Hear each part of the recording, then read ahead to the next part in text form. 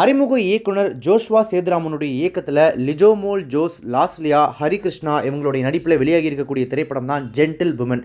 இந்த திரைப்படத்தினுடைய கதை என்ன முதல்ல அப்படின்னு பார்த்தோம்னா, எல்ஐசி காப்பீட்டு நிறுவனத்தில் வேலை பார்க்கும் அரவிந்த், அதாவது ஹரிகிருஷ்ணனும், தாய் தந்தையை இழந்த ஒரு சாதுவான பெண்ணான பூரணி, அதாவது லிஜோமோல் ஜோஸும் திருமணத்திற்கு பிறகு சென்னையில் இருக்கக்கூடிய ஒரு அடுக்குமாடி குடியிருப்பில் குடியேறாங்க. காதல், ஊழல், கூடல் என இவங்களுடைய வாழ்க்கை நகர்ந்துட்டு இருக்கும்போது அரவிந்த் தன்னுடைய முன்னாள் காதலி அண்ணா, அதாவது லாஸ்லியா கூட தனியாக ஒரு ரகசிய வாழ்க்கை வாழ்ந்துட்டு இருக்காரு அப்படின்ற உண்மை பூரணிக்கு திடீர்னு தெரிய வருது.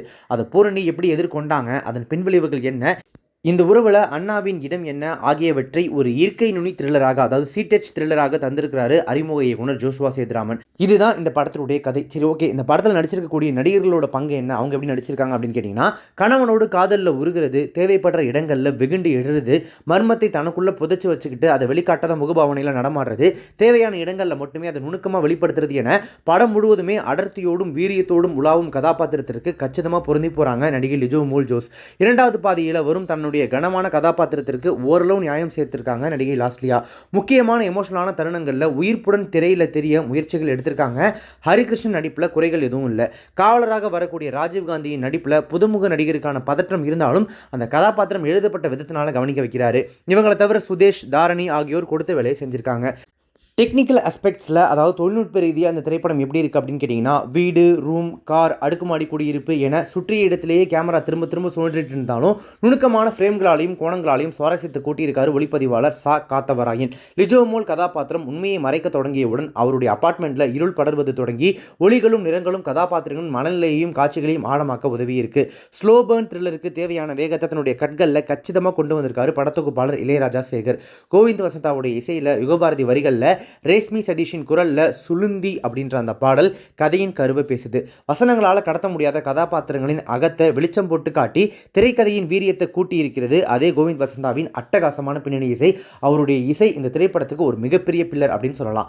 ஒரு த்ரில்லர் டிராமாவை எமோஷனலாக அணுகி அங்கங்க அலை நகைச்சுவைகளை தூவி கதாபாத்திரங்களின் செயலை விவாதிக்க அழைக்கிறாரு அறிமுக இயக்குனர் ஜோஷ்வா சேதுராமன். அரவிந்த் மற்றும் பூரணியின் குணங்களும் பின்னணியும் இருவருக்கும் இடையிலான அந்யோன்யமும் சற்றே நீளமாக விளக்கப்பட்டாலும் அதன் வழியே பின்பாதியில் வரக்கூடிய கேள்விகளுக்கு பதில்கள் சொல்லியிருப்பது தேர்ந்த எழுத்துக்கான சாட்சி.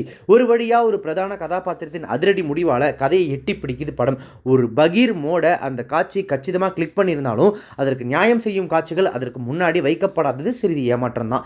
இரண்டாவது பாதி திரைக்கதை த்ரில்லர் பாதையா, எமோஷனலான பாதையா என டாஸ் போட்டு முடிவெடுக்க கொஞ்சம் நேரம் எடுத்தாலும் அதுக்கு அப்புறமா பரபரப்பையும் அழுத்தத்தையும் ஒரு சேர கொடுத்தபடியே பயணிக்குது படத்தினுடைய திரைக்கதை. காரை பார்க்கிங் செய்யும் காட்சி, லவ் யூ சொல்லும் காட்சி என முதற் பாதியில் விவரிக்கப்பட்ட காட்சிகள் இரண்டாவது பாதியில் முழுமையடைகிறது.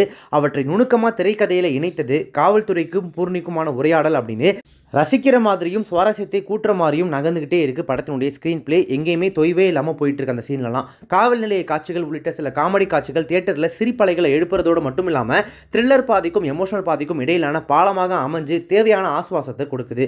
துரோகம், திருமணத்தை மீறிய உறவு, அவற்றால் குற்றவாளிகளாக்கப்பட்டு சுரண்டப்படும் பெண்கள், முடிவை தீர்மானிக்கும் புறச்சூழல் என உறவு சிக்கல்களையும் உறவின் பெயரிலான சுரண்டல்களையும் சமூக சிக்கல்களையும் நேர்த்தியான வசனங்களால் உணர்வுபூர்வமாக விவாதிச்சிருக்கு யுகபாரதி மற்றும் ஜோஷ்வா சேதுராமனுடைய வசன கூட்டணி. அதே நேரம் படத்தில் வெகு சில இடங்களில் வசனங்களில் அதீத இலக்கியத்தன்மையும் பிரச்சார நடியும் எட்டி பார்க்கிறத தவிர்த்திருக்கலாம். காவல்துறை இத்தனை மெத்தனமாக நடவடிக்கை எடுக்குமா? ஒரு சாதாரண கதாபாத்திரம் எப்படி இவ்வளோ பெரிய குற்றத்தை கச்சிதமாக மறைக்குது? அந்த மன தைரியமும் பக்குவமும் எப்படி வந்தது? படத்தில் ஒரு ஆண் கூட நல்லவங்களாகவும் புத்திசாலியாகவும் இல்லையா? ஏன் யாரையுமே அப்படி காட்டலை? அப்படின்ற மாதிரியான லாஜிக் ஓட்டைகளும் கேள்விகளும் அங்கங்கே நம்மளை தொந்தரவு செய்ய தான் செய்யுது. இறுதிக்காட்சி தொகுப்பு யூகிக்கும்படி இருப்பதும் நம்பகத்தன்மை சிறிது சரிவதும் கண்டிப்பாக படத்தினுடைய பெரிய மைனஸில் ஒன்று.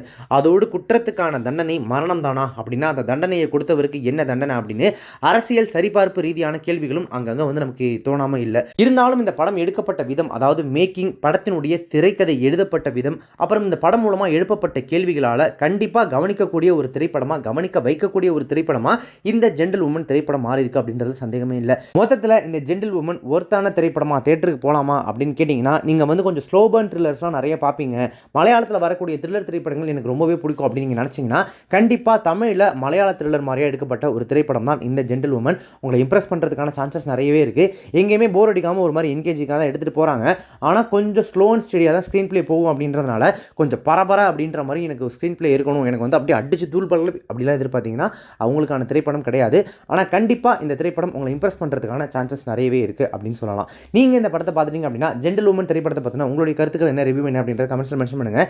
இப்போ இந்த வீடியோ உங்களுக்கு ரொம்ப பிடிச்சிருந்துச்சுன்னா லைக் பண்ணுங்கள், ஷேர் பண்ணுங்கள். நம்ம சேனல் வரைக்கும் சப்ஸ்கிரைப் பண்ணாதவங்க யாராவது இப்போ இந்த வீடியோ பார்த்துருக்கீங்க அப்படின்னா மறக்காம உடனே இப்போவே நம்ம சேனலுக்கு சப்ஸ்கிரைப் பண்ணிட்டு பக்கத்தில் நோட்டிஃபிகேஷன் பெல் பட்டனை மறக்காம டிங் நினைத்துருங்க.